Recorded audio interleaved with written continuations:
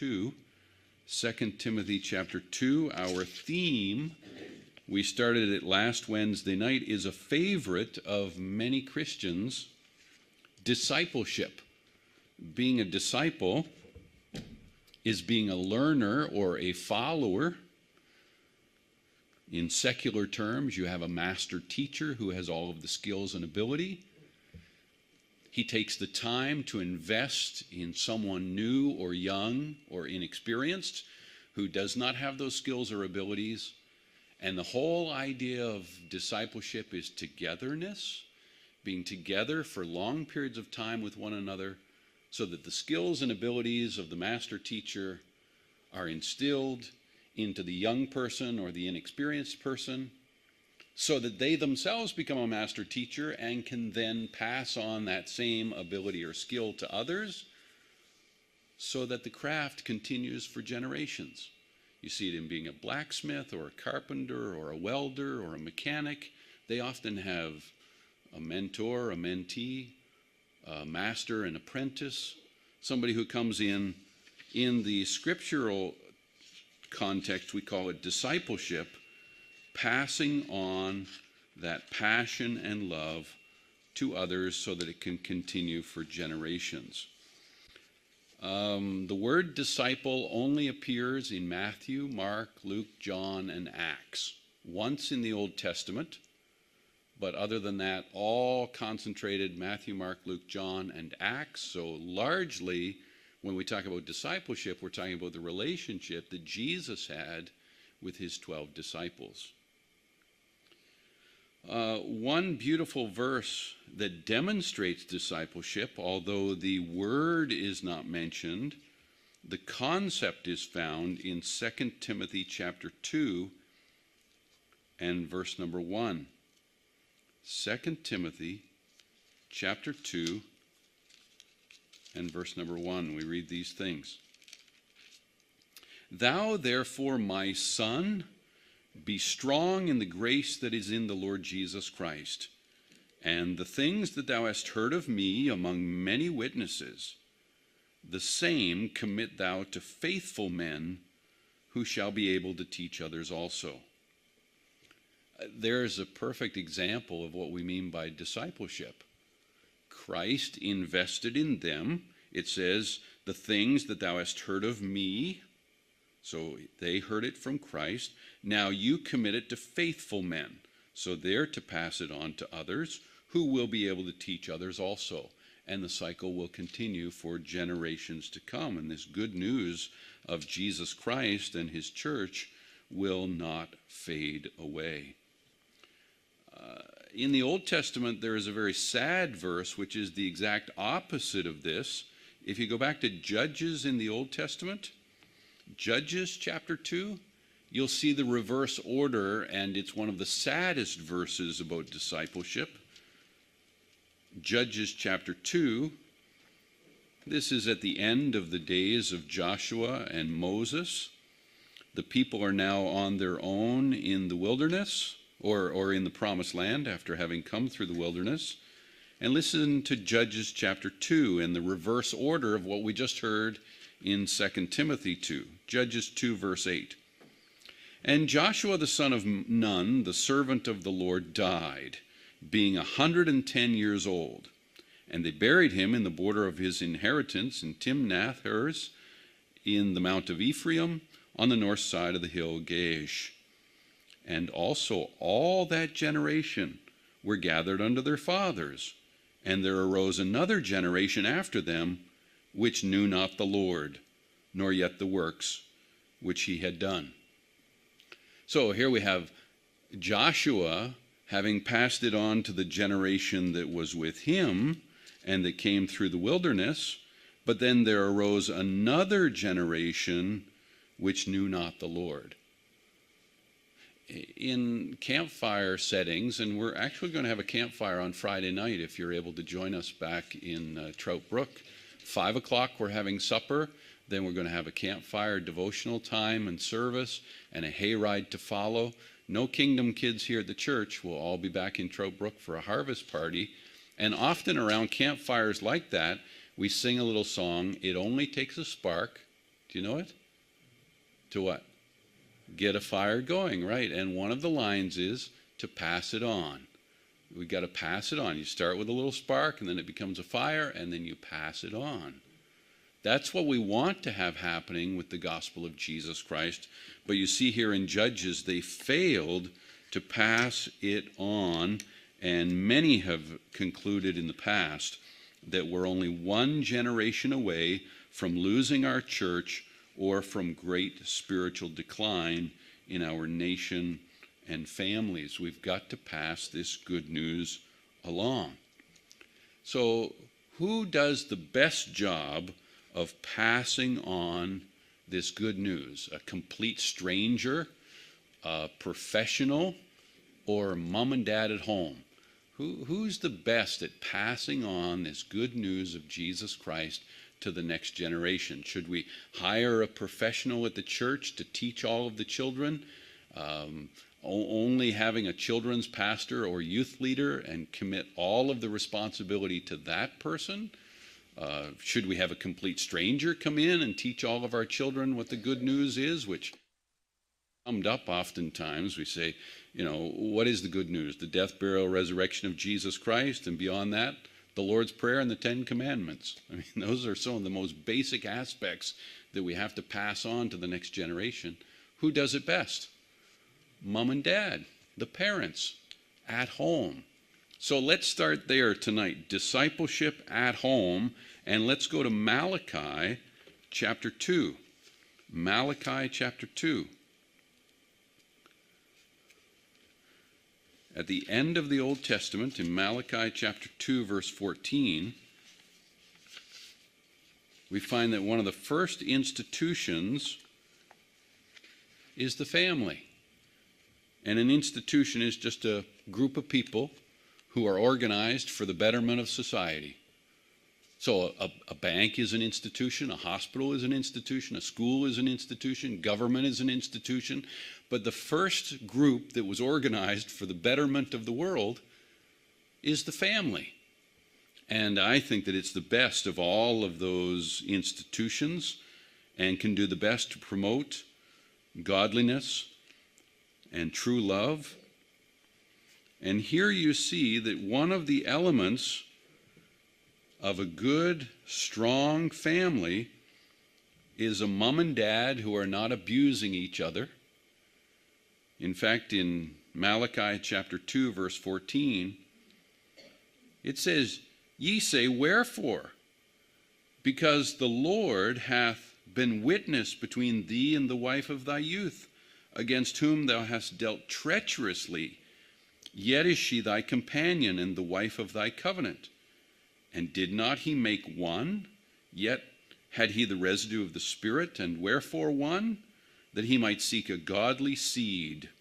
Therefore take heed to your spirit, and let none deal treacherously against the wife of his youth."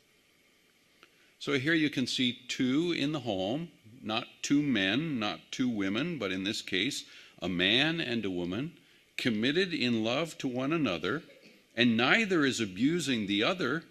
For what purpose? So that there can be a godly seed. In other words, children thrive and have the best opportunities in a home with mom and dad who love each other and are committed to the Lord. Now that's the ideal, of course. Does anybody know a child who's done well that didn't come out of an ideal home setting? Maybe there was no dad in the home. Maybe there was no mom. Maybe they were adopted by their grandparents. Maybe they lived on the streets.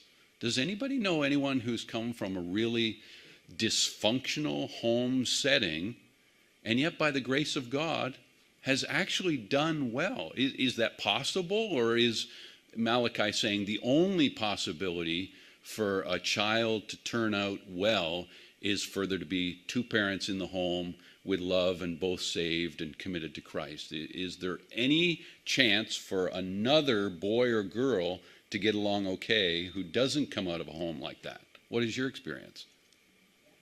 Yeah? Do you know anybody who didn't grow up with mom or dad? Or Do you? Oh, and look at you. You just became a church member tonight. You're doing great. Good, yeah.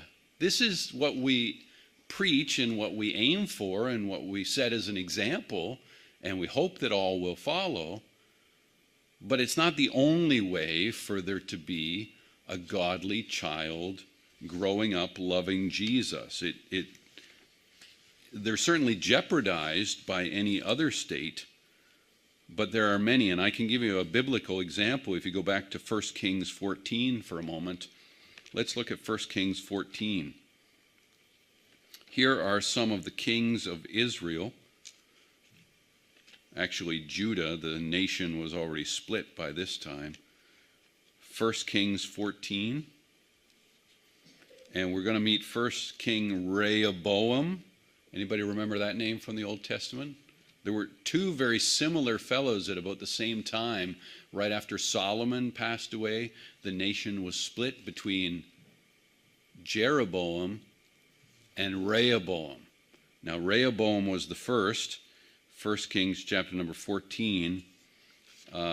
He was the one who took the advice of the young men. Remember, he wasn't sure whether he should be like Solomon was or be his own man. And the young men said, you got to be hard on these people. If you're going to make them follow, you've got to be tough. And he took the advice of the young men. And if you're in 1 Kings 14, look in verse number 21. 1 Kings 14, verse 21. Rehoboam, the son of Solomon, reigned in Judah. Rehoboam was 41 years old. Anybody here 41? 41 years old, and he began to reign, and he reigned 17 years in Jerusalem. So how old was he when he died? 41 and 17? 58. Anybody 58? That's how old Rehoboam was when he died. Now, look at verse 22. Judah did evil in the sight of the Lord, and they provoked him to jealousy with the sins which they had committed above all their fathers had done. They also built them high places and images and groves on every hill and under every green tree. And there were also sodomites in the land, and they did according to all the abominations of the nations which the Lord cast out before the children of Israel. And it came to pass in the 5th year of King Rehoboam that Shishak, king of Egypt, came up against Jerusalem, and he took away the treasures out of the house of the Lord, and the treasures of the king's house, even he took them all away. And he took all the shields of gold which Solomon had made. And King Rehoboam made in their stead brazen shields, and committed them unto the hand of the chief of the guards, which kept the door of the king's house. And it was so, when the king went into the house of the Lord, that the guard bare them and brought them back to the guard's chamber. Now the rest of the acts of Rehoboam and all that he did, are they not written in the book of the Chronicles of the Kings? So there you can see that he was a very wicked king. He built all of these groves and images and worshipped and allowed sodomy within his land. A very wicked king, Rehoboam. Now, go on to his son, Abijah, in the next chapter, just quickly. Verse 1 of chapter 15, the 18th year of King Jeroboam reigned Abijah. 3 years reigned he in Jerusalem. His mother's name was, there she is, big long name. And he walked in the sins of his father, which he had done before him. And his heart was not perfect with the Lord his God, as the heart of David his father.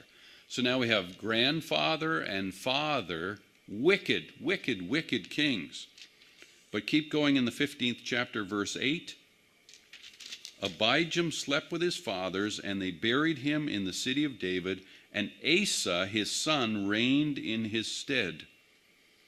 And in the 20th year of Jeroboam king of Israel reigned Asa over Judah, and 41 years reigned he in Jerusalem. And his mother's name was Maacah, the daughter of Abishol. And Asa did that which was right in the eyes of the Lord, as did David his father. So now we're talking about his great-great-grandfather who was good, but his grandfather and his father were wicked. And yet out of that wickedness came this lovely king who reigned for 41 years in Jerusalem. So you can have good, wholesome, godly children come out of wicked parents and ungodly parents. Now, Malachi told us that staying together would be really good for the children. What would be some other things that would be good in a home if we're talking about discipleship at home? What else besides just the parents staying together would help the children? Discipline, love, prayer, read the Bible, devotions, go to Sunday school. Yeah. What's your, pardon me? Food. That's good, yes. Everybody needs food. Yeah, so if parents do their best to set a good example, love the Lord, and train up a child in the way that he should go, what does Proverbs 22:6 say? Train up a child in the way he should go, and when he's old, he will not depart from it. Does anybody know anyone who started out in a good, godly home, got good teaching, and then went away from it, but later in life realized the error of their way and came back to the Lord?